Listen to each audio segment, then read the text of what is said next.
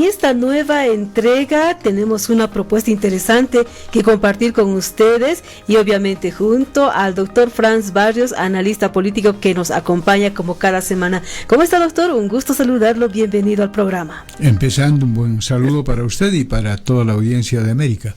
Doctor, estamos en una coyuntura especial que atraviesa a nuestro país. Por un lado, los conflictos, la ausencia de diálogo, además que los bloqueos, las medidas de presión tienden a continuar si es que el gobierno no toma decisiones. Es de ese tema que vamos a hablar con sus diferentes elementos y características de cada conflicto que se ha venido dando en nuestro país, doctor.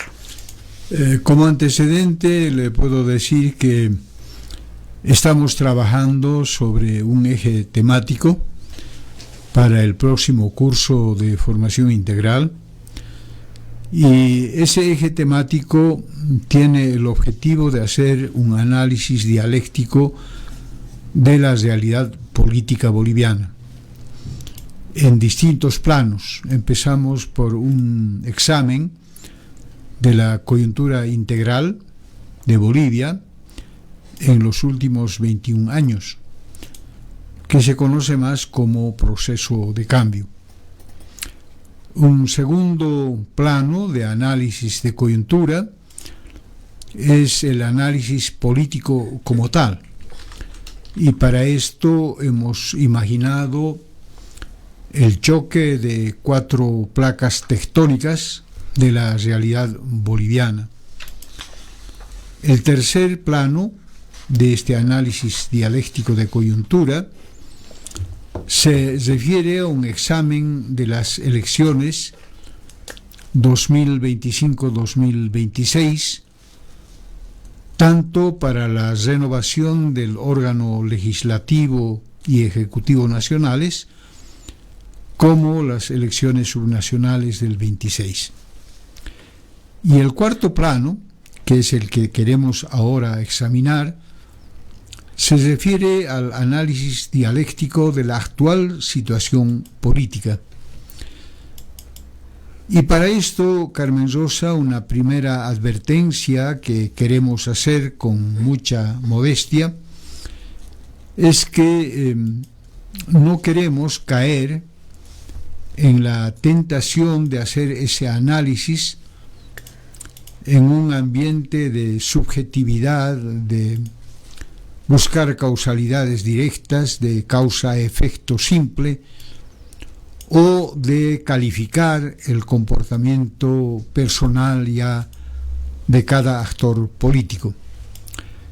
Y no queremos elegir ese camino que consideramos nosotros que es absolutamente legítimo, pero también vemos que es superficial, porque nuestro interés precisamente es examinar incluso la actual situación del país desde un punto de vista estructural, es decir, qué elementos de fondo todavía juegan en este momento, en estos últimos 6 meses, de tal manera que nuestra comprensión, ese es el propósito de nuestro análisis, llegue a aproximarse cada vez más a la realidad concreta política de Bolivia. Con ese antecedente, sin querer decir por esto que hacemos un análisis profundo o que vamos a llegar a la verdad, nosotros creemos que en el campo del análisis ideológico no hay verdad, todo es aproximación, todo es referencia, todo es relatividad. En este cuarto plano de análisis de coyuntura, nos interesa, para entrar en tema, destacar en estos minutos, en 60 minutos si es posible, 3 aspectos que precisamente justifican ese nuestro propósito de analizar la complejidad de la situación actual, superando las impresiones periféricas que generalmente tenemos en este tipo de problemas. Y en ese sentido, Carmen Rosa, si le parece, vamos a examinar esta coyuntura actual de carácter político en tres enfoques, ¿no? Uno que llamaríamos nosotros la hipótesis de parte nuestra de que la realidad política actual de Bolivia está en un proceso de decadencia, de deterioro, incluso que nosotros hemos titulado como de degradación general. Entonces, el primer elemento que queremos examinar brevemente, pero señalando los principales elementos concurrentes, es este escenario que llamamos de degradación política, que tiene incluso un tiempo mayor que los 6 meses, pero que determinan que la actual situación crítica se debe también a la concurrencia de esos factores. Ese es el primer tema, ¿no? Degradación de la actual situación política de Bolivia, señalando los principales elementos. De ahí descendemos a un segundo plano, que hemos utilizado otra vez la metáfora para calificar que esta segunda situación, dentro de lo que hipotéticamente calificaríamos como degradación política, es que en el actual periodo, y ahí sí ya determinamos el tiempo de 6 meses de la actual gestión de gobierno, como un estado crítico de esa degradación, al punto de utilizar la metáfora de la cascada. Creemos nosotros que hay varios elementos que hay que examinar, que caen como una riada imprevista o como el curso de una cascada que desciende con toda su fuerza para desembocar en algo imprevisible que puede tener incluso características estructurales, es decir, la acumulación de las aguas que caen en cascada pueden determinar un deterioro tan grande de la realidad política como tal, que no solo justificaría el grado de degradación que tiene la política, sino que estamos próximos a un colapso político, a un desastre político, si es que en un tiempo perentorio, lo más antes posible, en este plano de la cascada, no se encuentran resoluciones, no solo de coyuntura, por eso nuestro cuidado de no hacer simplemente análisis de superficie, sino profundo, sino se encuentran soluciones de fondo y de coyuntura. Entonces, ese es el segundo elemento, la cascada del actual estado de situación de la realidad boliviana.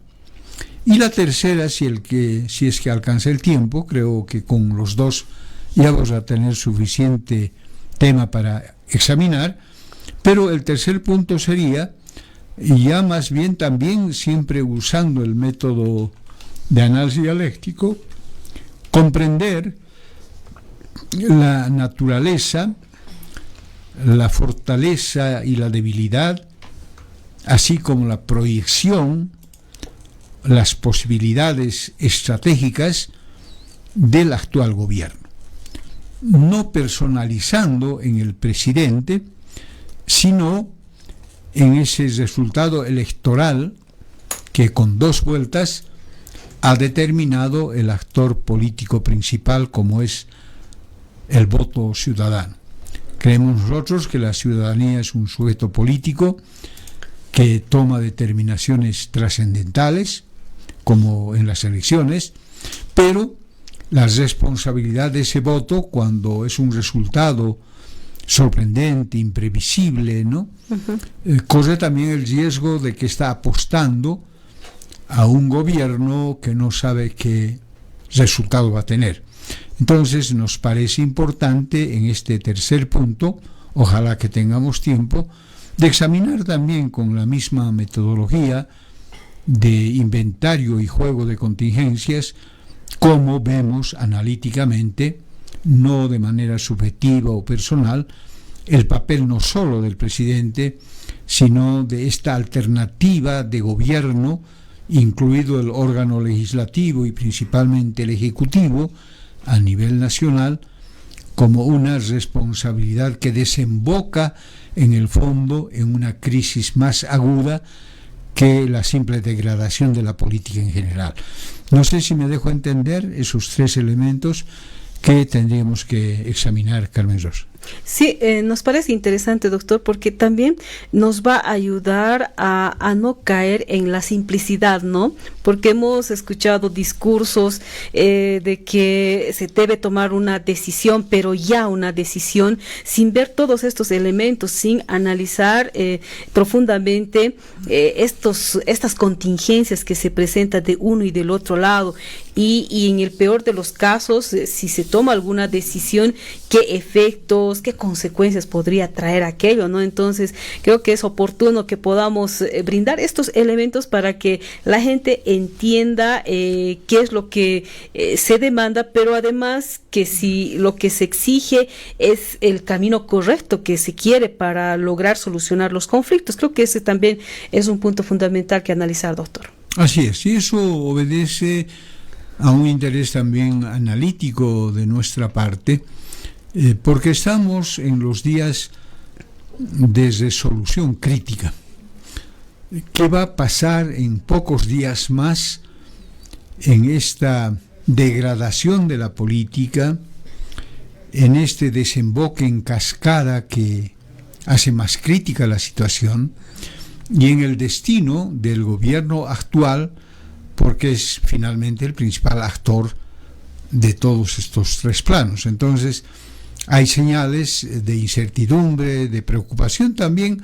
Hay pequeñas señales al final del túnel, ¿no? Usted ha debido saber esta mañana que, por ejemplo, se ha desbloqueado ya voluntariamente en Yapacaní, Cuatro Cañadas, en el departamento de Santa Cruz, por un acuerdo y un entendimiento pacífico temporal, a que han llegado tanto la gobernación de Santa Cruz y el gobierno central con las organizaciones sociales de aquel territorio tan conflictivo, tan radical, que se conoce en el departamento de Santa Cruz. Es una señal. Creo que hay esfuerzos también en otros lados, pero para llegar a ese clima de optimismo de que ojalá se encaren y se resuelvan los problemas de fondo, a nosotros nos permite mantenernos en esta triple observación o estudio de análisis dialéctico, ¿no? De la degradación, de la cascada y de las características del actual gobierno. ¿Empezamos? Sí, empecemos entonces con el primer punto o con el tercer punto que usted nos describía, doctor. El primer punto decíamos que se refiere a esta hipótesis, porque siempre vamos a hablar no con la seguridad de que estamos diciendo verdades que no existen, siempre son apreciaciones analíticas, superficiales o de fondo, que en el primer punto, cuando nosotros formulamos que la situación política está en un grado de degradación generalizada, tomamos en cuenta para esta circunstancia del tercer punto y de las consecuencias que estamos sufriendo estos días, tomamos en cuenta que esta degradación de la actual coyuntura política en Bolivia es resultado de por lo menos 5 elementos que concurren a la intensidad de este nivel de degradación. Suponemos ya que degradación, estamos afirmando como hipótesis, es un descenso, es una declinación de la calidad de la realidad política en Bolivia. O sea, no estamos ascendiendo, ni siquiera nos estamos manteniendo en un statu quo de esa realidad, sin variaciones, con cierta tranquilidad política, digamos, sino que se dan síntomas de carácter estructural, por eso no son simplemente coyunturales, que nos permiten suponer, pero para esto hay que analizar, que esa coyuntura política boliviana en el último tiempo está cobrando un nivel de insuficiencia, resquebrajamiento, degradación, inestabilidad. ¿Cuáles serían esos 5 elementos? El primero, para que vea Carmen Rosa que tiene un alcance estructural, lo que está pasando ahora como degradación política, es el proceso de cambio. Es decir, el país apostó hace 20 años por un cambio, de ahí viene el nombre, generando un proceso transitorio desde el punto de vista histórico de cambio cualitativo de 180 años de una realidad política X, que era la republicana, liberal, democrática, occidental, y que por circunstancias que todo el mundo ha llegado a entender en la eclosión del año 2002-2005, determinó un cambio inesperado, sorprendente, porque fue la voluntad mayoritaria de la ciudadanía, y ya hemos dicho que la ciudadanía es el principal actor político de una democracia política, determinó mediante el voto cambiar de rumbo histórico al país e inició un proceso de cambio del modelo anterior. Es casi como una superación desde el punto de vista de la ideología política de 180 años de un modelo turbulento, pacífico, inestable, sólido, debilitándose, y con el modelo neoliberal, sobre todo del gobierno de Sánchez de Lozada, eso entró en crisis dialéctica, es decir, no podía ya aguantar ese sistema el dominio que había tenido de 180 años como resultado histórico, y entró en crisis. Pero la crisis podía haber sido de catástrofe, de colapso. No, apareció una solución política que no tuvo una historia similar de forjar una solidez, una solvencia ideológica y política, sino que por un mínimo de contenido político ideológico de lo que nosotros llamamos el bloque social popular, indígenas, trabajadores, pobres, migrantes, mujeres, que durante décadas habían soportado una situación democrática combinada con dictaduras, pero excluyente, determinante de su condición extrema, y que ese caldo político de cultivo esencial determinó que ese bloque coincidiera en una decisión política circunstancial, como es el voto. Para eso, obviamente, tuvieron que participar factores concurrentes también para ese resultado político de una intuición política de la población mayoritaria. Era la dirección de Evo, era el anuncio de un nuevo instrumento, era la confrontación programática e ideológica de un cambio estructural de la realidad en el sentido económico, social, político e incluso ideológico. Todos esos ingredientes concurrieron para un momento determinado, que es casi emblemático, Carmen Rosa, 18 de diciembre del 2005.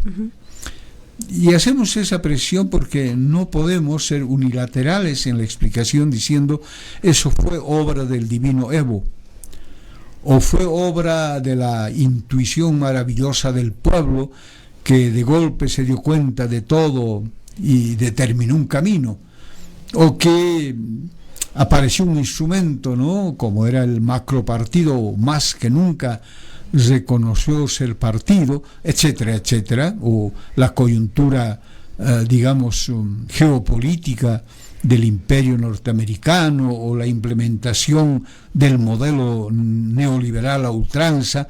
O sea, son varios factores, pero lo que queremos decir con ese punto de inflexión histórica que determinó un factor estructural que se llama proceso de cambio, se dio en ese momento. Pero, ¿por qué se convierte en un factor concurrente de la degradación?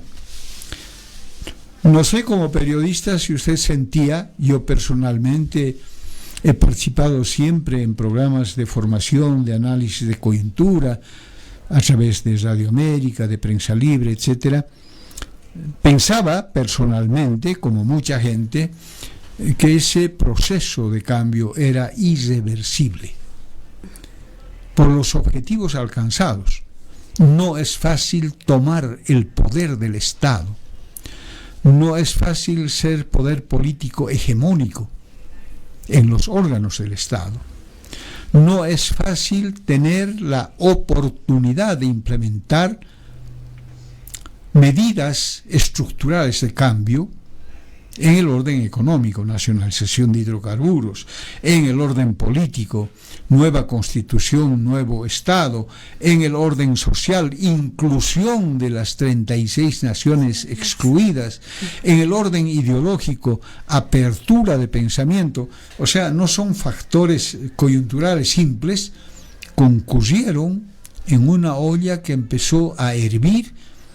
Y ese resultado democrático electoral del 18 de diciembre abrió las puertas, para mí, de un proceso histórico.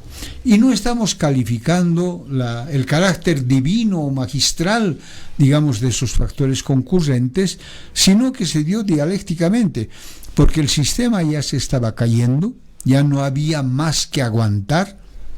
Casi en realidad uno de los causantes del proceso de cambio es el reajuste de Gon y Sánchez en el modelo ultraneoliberal.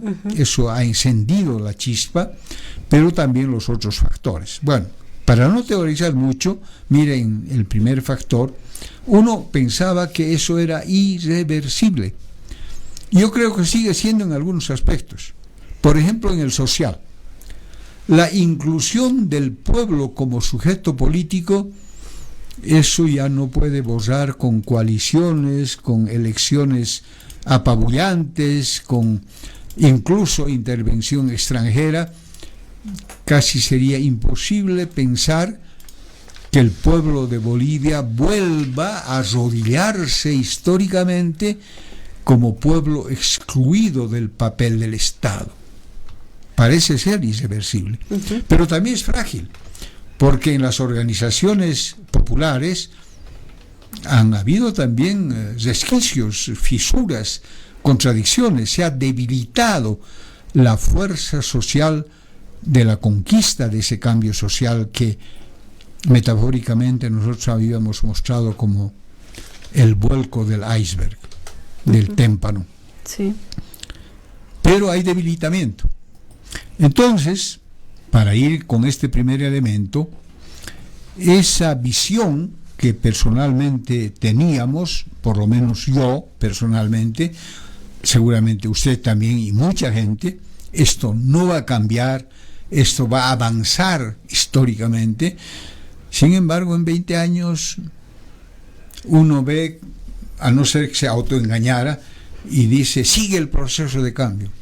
Yo creo que se ha desmoronado, es decir, no habrá desaparecido, porque no va a desaparecer la inclusión del pueblo, no va a desaparecer el papel histórico en el rol económico que tiene el pueblo en este momento, etcétera, pero no es irreversible en el sentido pleno.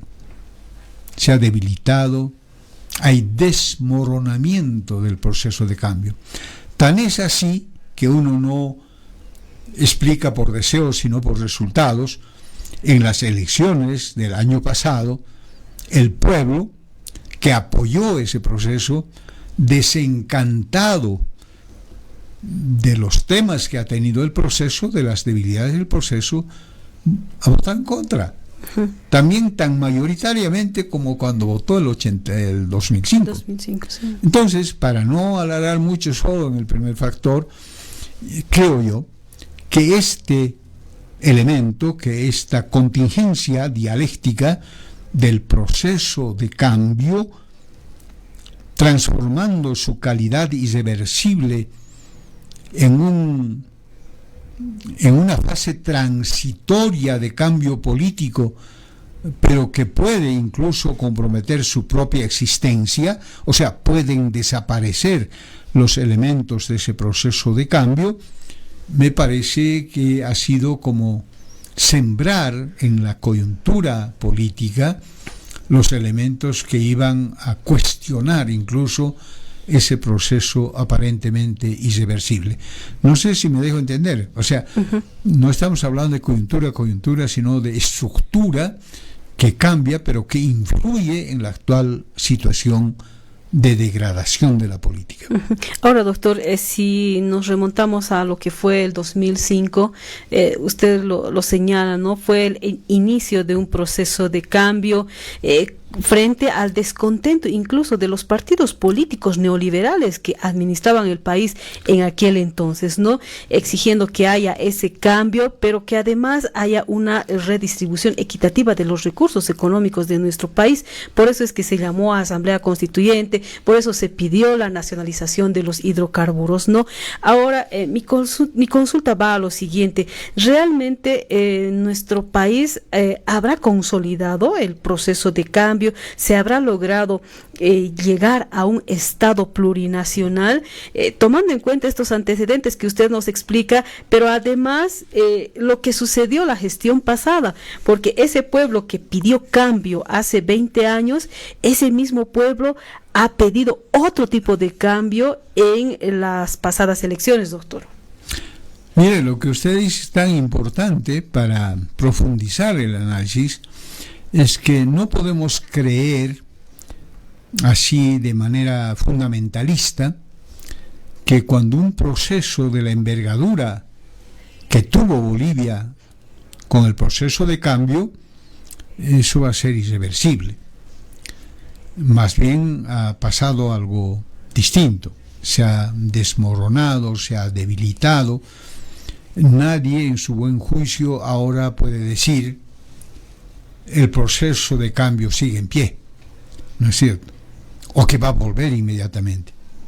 Pero tampoco, al ser reversible, porque puede cambiar, no quiere decir, desde mi punto de vista muy modesto, que si comparamos metafóricamente el proceso de cambio como un sujeto político gigante que es el pueblo, que durante 500 años estuvo adormecido, casi narcotizado, por decir así, no podía ni levantarse, luchaba, pero era imposible. Con el proceso de cambio se levantó. Por eso nosotros insistimos mucho en el bloque social popular.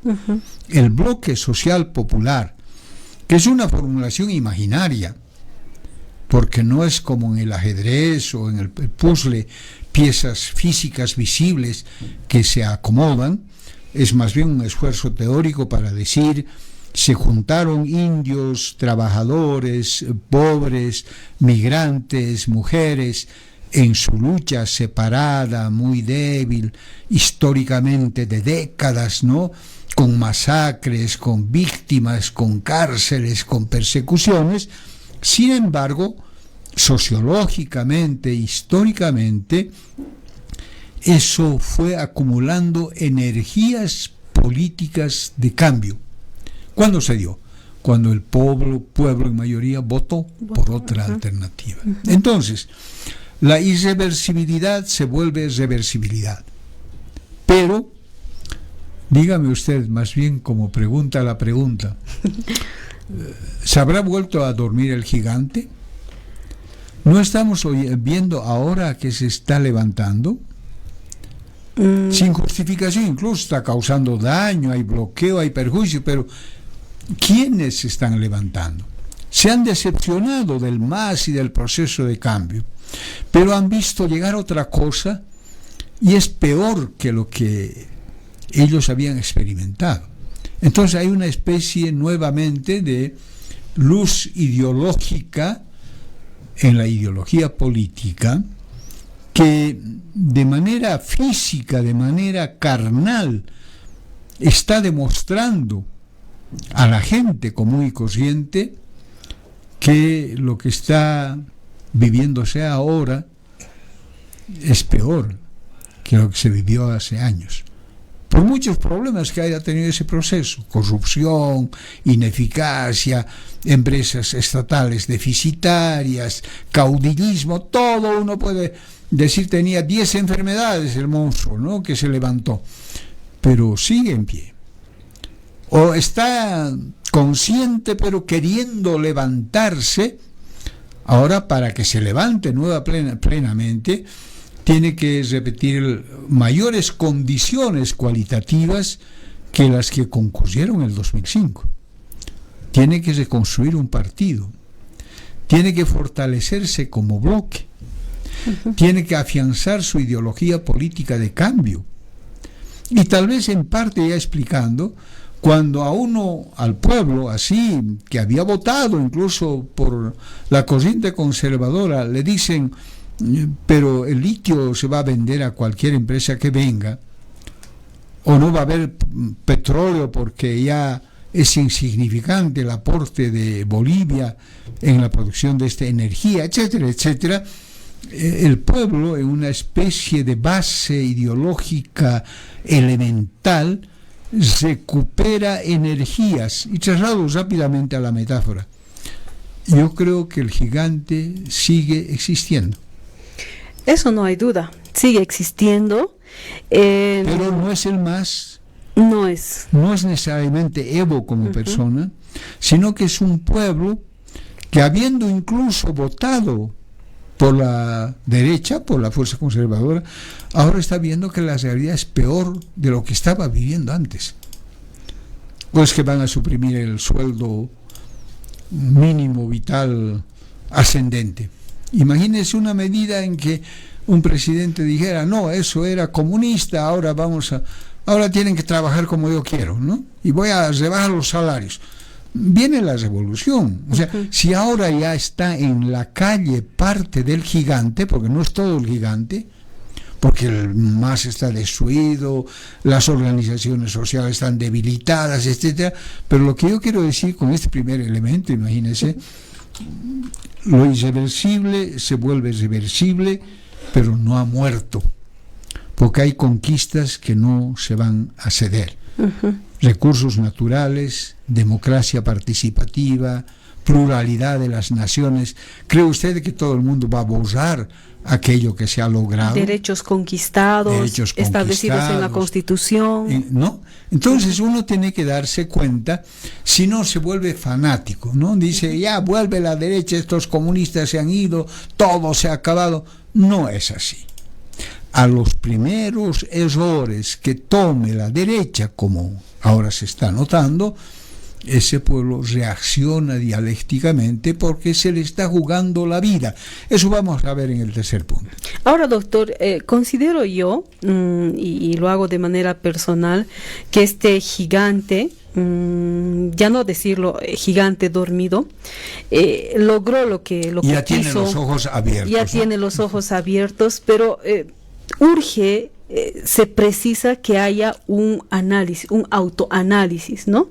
Ahí veremos si hubo errores políticos, qué tipo de errores, qué se ha hecho en el momento de construir este Estado plurinacional. Es como una casa. Hemos colocado bien los cimientos, hemos ido construyendo piso a piso, tal cual establecen las normas jurídicas y demás. Hemos hecho bien eso. ¿Qué nos faltó para llegar a consolidar este edificio que hemos ido construyendo desde el 2005? Y si no recordamos o si no reconocemos esos errores, creo que sería en vano, digamos, el de querer rearticular, porque ahora lo que está claro es que este gigante dormido se ha desparramado, ¿no? Se ha desparramado en diversos bloques, en diversos sectores. Puede estar enfermo incluso, pero ¿cómo hacemos para rearticularnos, para volver a juntarnos? ¿Qué hacemos? Entonces, considero que también debiera haber ese autoanálisis, doctor, para poder dar un paso más, ¿no? Pero dar un paso más correcto. Es muy bonito lo que usted dice, Carmen Rosa. En este análisis a mí me reafirma en la intención de hacer análisis dialéctico, porque hablamos nosotros siempre de dos bloques, ¿no? Uh-huh. El bloque social conservador, que durante 180 años vivió en privilegio, tomó el poder, tenía economía, pensaba ideológicamente como fuerza dominante, etcétera. Estamos graficando, ¿no? Estamos imaginándonos, pero es evidente. O sea, empresarios, clase media, intelectuales, etcétera, hacían un bloque que manejaron 180 años como bloque. Uh-huh. Además, con pensamiento demócrata, combinando con golpes militares, con un pensamiento económico, la economía clásica, ¿no es cierto?, que era la Biblia, digamos, para el desarrollo del capitalismo mundial, etcétera. No vamos a ir a tales profundidades, pero lo que ustedes están tan lindo, que hablemos de dos gigantes, los dos bloques. Ya. ¿Quién está correteando ahora en el poder? El bloque conservador. Otra cosa es que ese bloque conservador esté conducido alternativamente o por Samuel Doria Medina, o por Jorge Quiroga, o por Rodrigo Paz. Pero es el mismo bloque.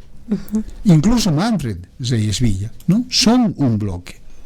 Lo que pasa es que por problemas del propio bloque, no ganó Samuel, pero ahora está en el gobierno, ¿no? Entonces hay modalidades de poder seguir estando en hegemonía. Exagerando un poco el ejemplo y la metáfora, creo yo que la pelea en cuadrilátero de las elecciones generales ganó la corriente conservadora con sus candidatos, aprovechando la circunstancia del desmoronamiento de la expresión política que suponía el gobierno del MAS. Fue una pugna democrática en cuadrilátero con votos del bloque social conservador que se armó, que se organizó, que dio discurso, que conquistó el cariño del pueblo denigrando la experiencia fracasada de los extremistas, ¿no es cierto? Y, digamos, la alternativa de izquierda se fracturó, se dividió, se cuestionó incluso a su propio líder, pero además vino un segundo líder que no encajó en el esquema. Y es el segundo factor de esta revisión de 5 elementos que decimos de la degradación de la política.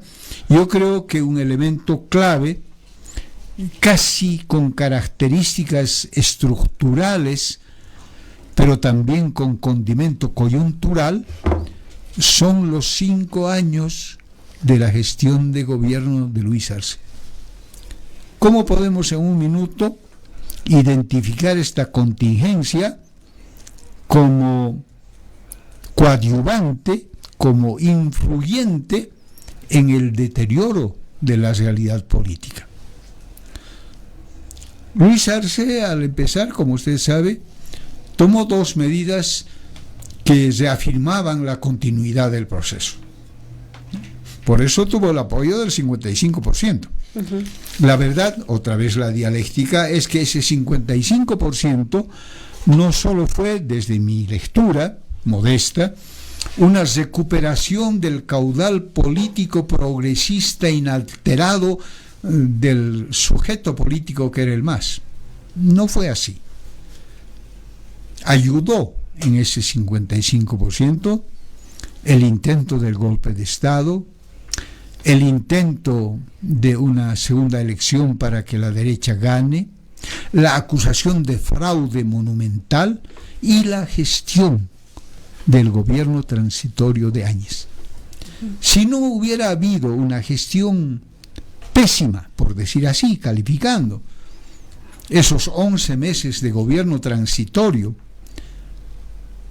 apurando la implementación otra vez del retorno del modelo neoliberal, pero vendiendo a los 2 días, digamos, en plena pandemia, los respiradores y millones por aquí, millones por allá y mala gestión, etcétera. Si ese factor no se hubiera dado, el 55% de Luis Arce no se hubiera producido con tal contundencia. Entonces ahí suceden dos elementos. Hay un caudal político del proceso que recupera 11 meses perdidos de un supuesto golpe de Estado de la derecha, pero además la continuidad del proceso. No es que, y la mejor garantía parecía ser el ministro de Economía de ese proceso, con la bendición además del líder del proceso. Se da ese accidente. Los primeros meses se dan esas dos líneas, ¿no? Se continúa el proceso, pero además, como era ministro de Economía, vamos a ensayar fundamentalmente el modelo económico alternativo. Imagínese si Luis Arce hubiera empezado a privatizar las empresas petroleras, o hubiera tomado otras medidas neoliberales.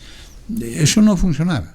Entonces los dos signos era: continúa el proceso y se implementa el modelo económico alternativo. Se mantienen los bonos, el salario creciente, ascendente, etcétera, etcétera, la industrialización, etcétera. Pero, ¿cómo es la dialéctica? El primer periodo no es igual al segundo en el caso del proceso de cambio. Y entonces empiezan a intervenir fenómenos o contingencias en el elemento gobierno de Arce que van descalificando progresivamente que el camino señalado hacia el proceso iba a fortalecerse o mantenerse irreversible. Y eso no se da.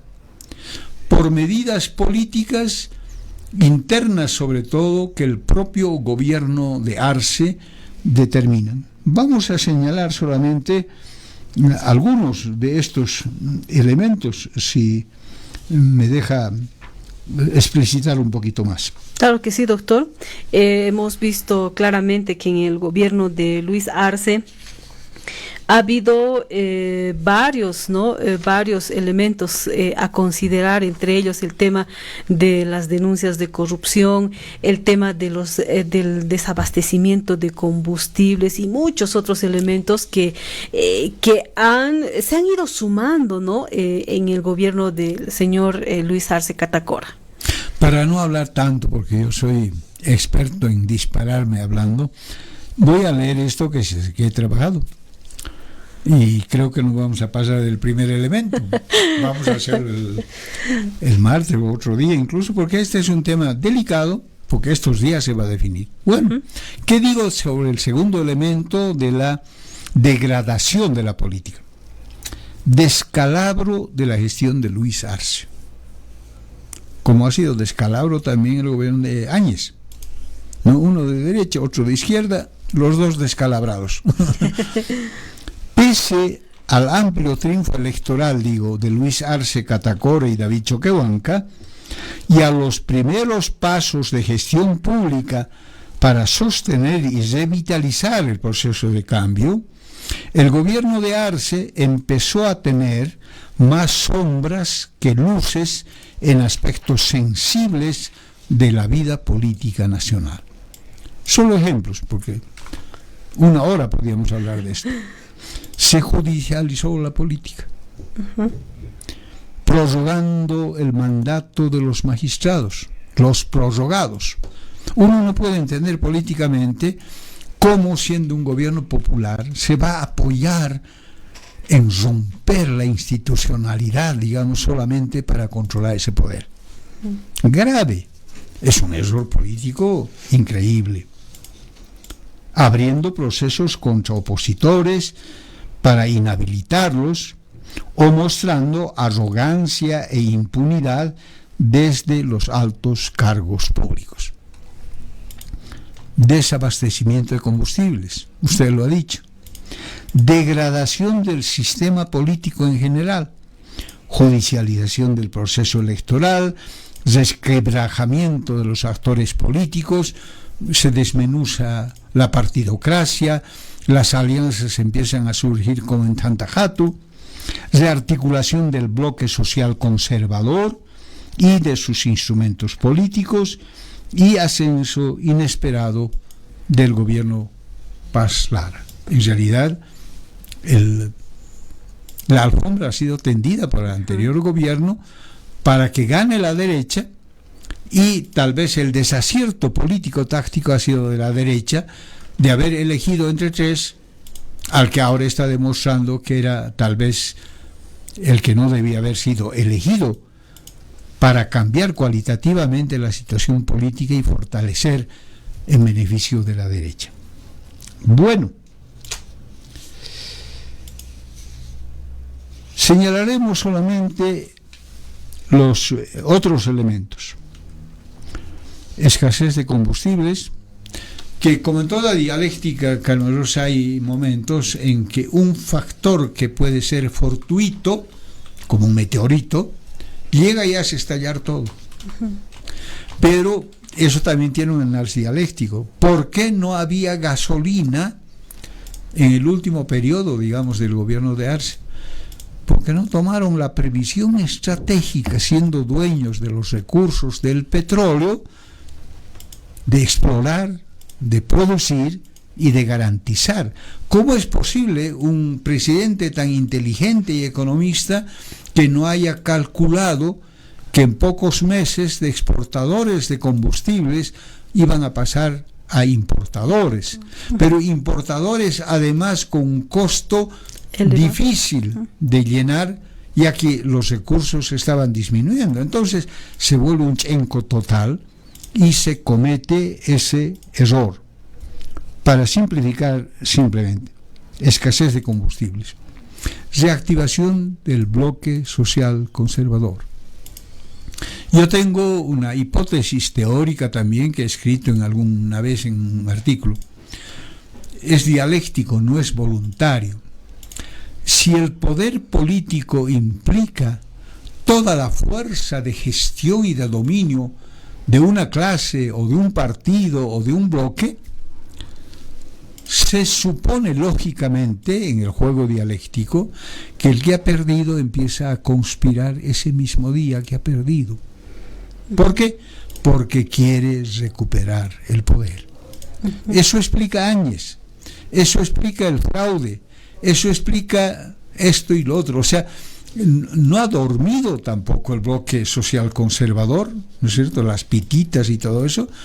Entonces ha habido una teoría de conspiración, pero también la izquierda ha conspirado toda su vida, ¿no es cierto? Sí. Organizaciones sindicales, la Central Obrera, los partidos de izquierda, casi justificaban su existencia por conspirar contra el gobierno, porque el poder político en el gobierno les da la facultad de implementar lo que quieren.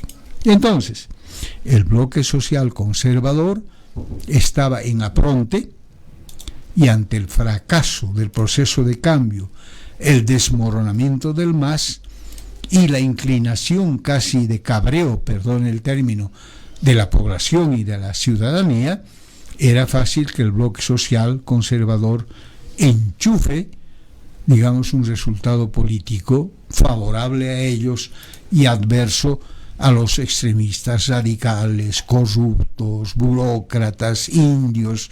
O sea, vuelve el vocabulario anterior por los dos factores: el fracaso de los operadores del proceso y la reactivación conspirativa que tuvo sus resultados de parte del bloque social.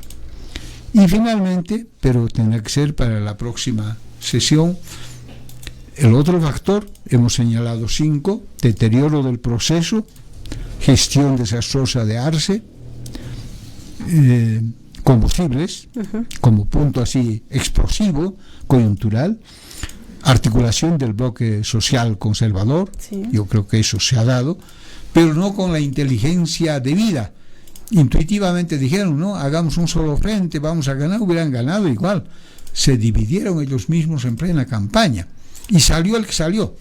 Así como Jaime Paz salió presidente siendo tercero, Rodrigo Paz también ha salido siendo tercero, porque se ha sido cuarto, ¿no es cierto? O sea, ha habido también ese factor. Y finalmente, un poco el elemento desarticulador de la actual coyuntura, pero no nos da tiempo, es cómo nosotros podemos evaluar esto que nosotros creemos que se está produciendo en cascada. No hay tiempo ni para un minuto de hablar de la cascada para la próxima. Se puede, sí, se puede, tal vez 5 minutitos, doctor, para no quedarnos con las ganas de saber del por qué hay este descenso en cascada, ¿no? Y que utiliza correctamente como metáfora, doctor. Que era además el punto clave. Sí. Porque hasta ahora hemos hablado de la degradación de la situación política. Pero ¿y ahora qué pasa? Hacemos? ¿Qué pasa? Entonces, repito, en un minuto, forzando la metáfora para comprender mejor lo que está pasando ahora, yo creo que hay elementos que se superponen y que se relacionan dialécticamente, porque no es un solo elemento el que determina, no es la personalidad del presidente lo que va a determinar todo, sino fenómenos que se van presentando. Pero ¿cuál es el más de fondo? El pueblo víctima, que incluso políticamente pone en la encrucijada.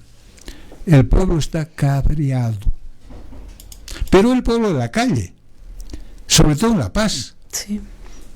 Cada uno tiene a alguien que vive en La Paz, ¿no es cierto?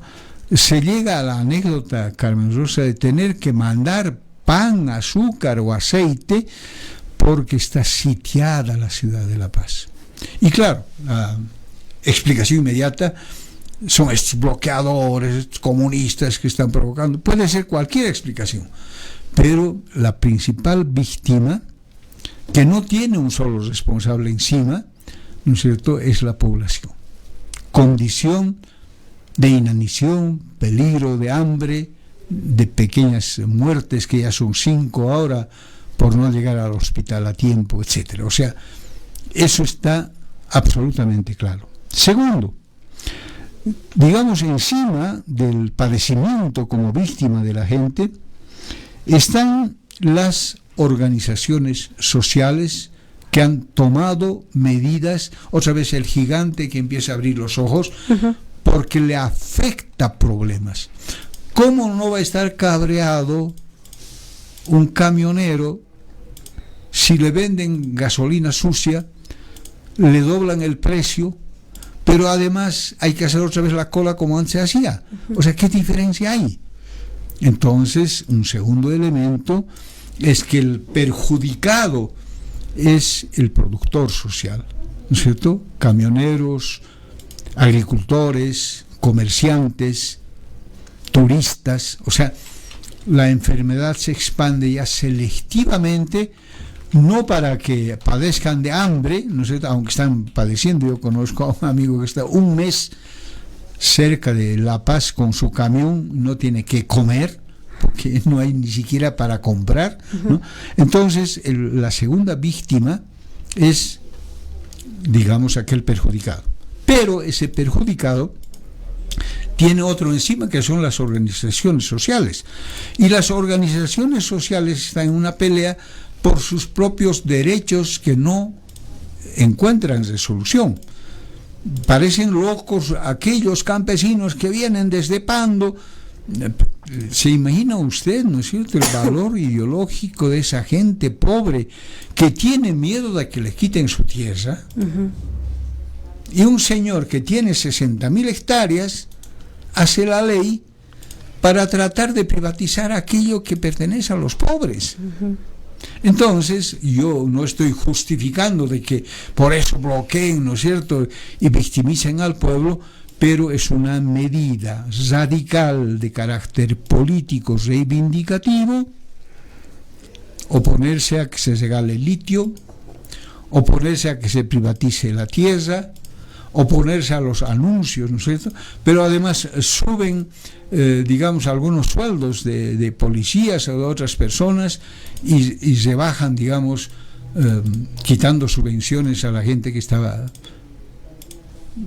a sueldo. O sea, son factores que se determinan así. Hay agentes económicos dañados. Y el gobierno también tiene una responsabilidad, pero ya no hay tiempo de examinar todo eso, porque las medidas que toma el gobierno como representación del bloque que está en el poder, porque eso no tenemos que olvidar, que el bloque está en el poder, no es solamente una fracción, también se desmorona y se divide. El PDC, que es el que gana las elecciones, tiene PDC del presidente, tiene PDC del vicepresidente y tiene PDC de los PDCs. Y además es minúsculo. Entonces, ¿qué apoyo social tiene el gobierno para implementar? Pero además para estar vacunado por el populismo. Ni chicha ni limonada, decretos sobre las leyes, y se empieza a embrollar en la gestión a tal punto que uno de los más destacados parlamentarios de ese bloque, antes de ayer, ha pedido que haya una revocatoria constitucional, ¿no? Entonces es un enjambre, pero lamentablemente estamos señalando solo elementos que teníamos que haber examinado más a fondo.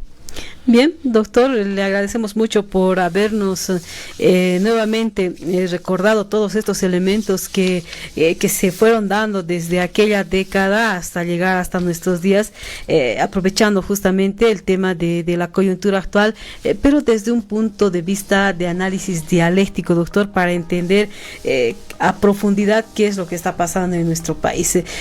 ¿Algo más que señalar ya para el cierre del programa, doctor? Simplemente rezar que estos días se encuentre solución, pero no calculando diálogos que no se dan seriamente, sino con una voluntad concurrente, digamos, de todos los perjudicados. Tienen que encontrar alguna salida, y eso es lo que quisiéramos que se haga. Bien, doctor, que sea hasta el próximo programa. Hasta luego.